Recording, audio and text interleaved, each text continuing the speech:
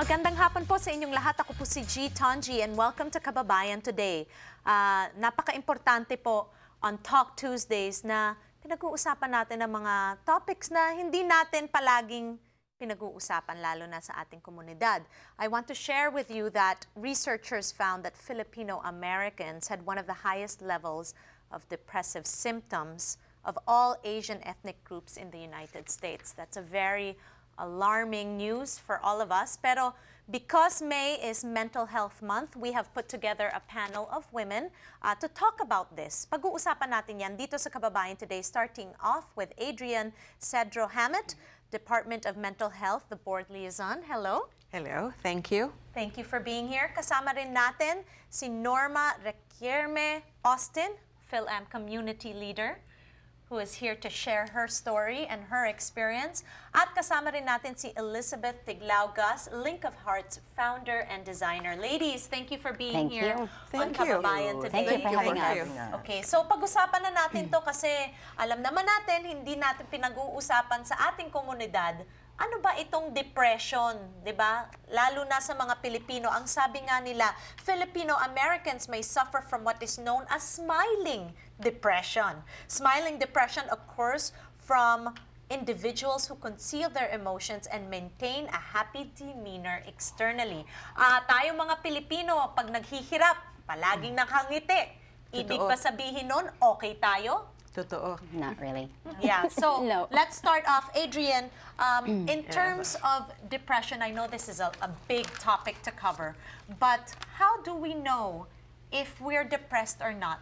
Well, in the first place, I would rather that we don't even reuse the word depression because most of the Filipinos that I know, they don't even know what depression is. They just talk about sadness. Extreme sadness, kalungkutan, and with that it's isolation and withdrawal from everybody and extreme loneliness. And so they talk about that, and when they come to this country, that's when they get oriented and they're informed that it is depression. It is clinical depression, and that can be treated. It can be treated with medication, with some kind of therapy, talk therapy.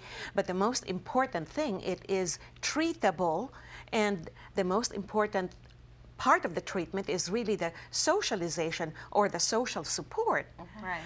which is almost non-existent. Especially in the community. In the community. Oo, kasi sabihin na natin, pag malungkot ka, hindi ka na nakakakain, hindi ka na nakakatulog, sasabihin lang ng mga kaibigan mo o mga kamag-anak mo, ano ka ba? Nagloloka-lokahan ka dyan? Yeah. Totoo. Snap Totoo. out of it, Yeah. right? That's true.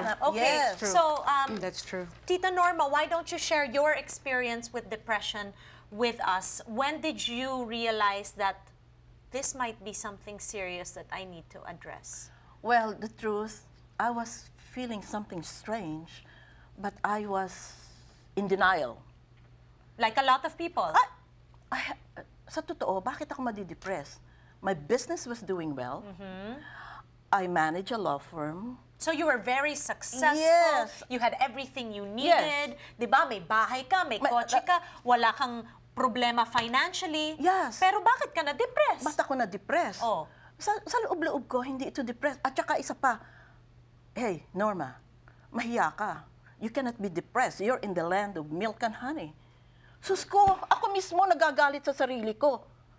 Pero meron nararamdaman ako eh. Okay. Yung nararamdaman mo, At gaano ka matagal. grabe? That's true. Grabe, ganito kagrabe. Nagalit ako sa Diyos. Inaway mo ang Diyos. Inaway ko ang Diyos. Nagpunta ako sa Blessed Sacrament because I grew up going to church every day, praying the rosary, at ginagawa ko yun hanggan-hanggan. Lately na lang ako humintong magsimba araw-araw, but I'm still going to church, doing my Divina, praying the rosary. Minsan, wala na kasi ako makausap. Alam namang awayin ko yung mga tao around me. Sabi ko, teka muna. If I am this way, God must be allowing me to feel this way. Right. Ang tendency ko palagi pumunta sa Blessed Sacrament. So I did. Dala-dala kong kumot ko at unan. Okay. Nakipag-away ngayon ako, ikaw ba talagang nandyan? Okay, so you were questioning I your was God, right? questioning my God. Kaya ako depressed.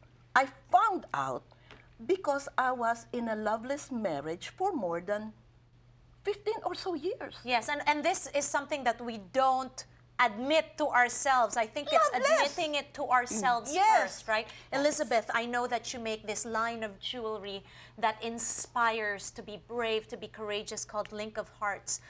What is your experience?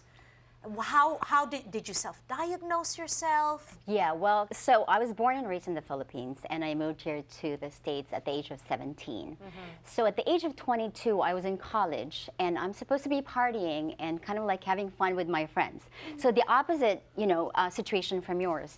I started hyperventilating, and I was working on the campus, and they took me to the clinic, and next thing I knew, I was diagnosed with depression by the clinical psychologist on campus.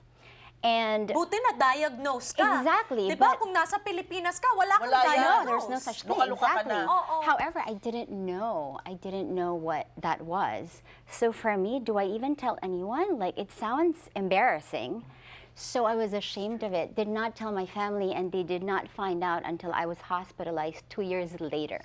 My goodness. And because I overdosed, they had to find out. Okay. So that was the whole roller coaster, and from then on, I practically struggled with it for 10 years. And this is a struggle that many of us kababayans face but don't talk about. We're going to talk about that here on Kababayan Today when we return with our mental health panel. Don't go away. Oh, Lord.